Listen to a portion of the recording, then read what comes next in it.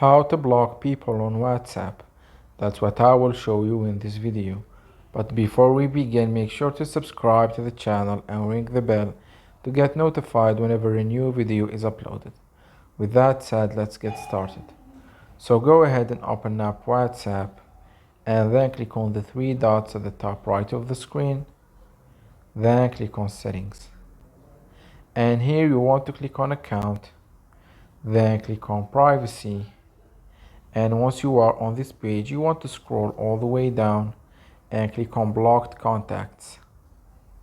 And here you will find all the contacts that you have blocked. As you can see, WhatsApp here tells me that there's no blocked contacts right here, and I need to tap the add contacts icon at the top right of the screen to select the contact to block. So I will click on it and it will open up a list of all of your contacts. So what you need to do here is simply click on the contact that you want to block and wait a moment, and it will be automatically blocked. It's that easy and simple.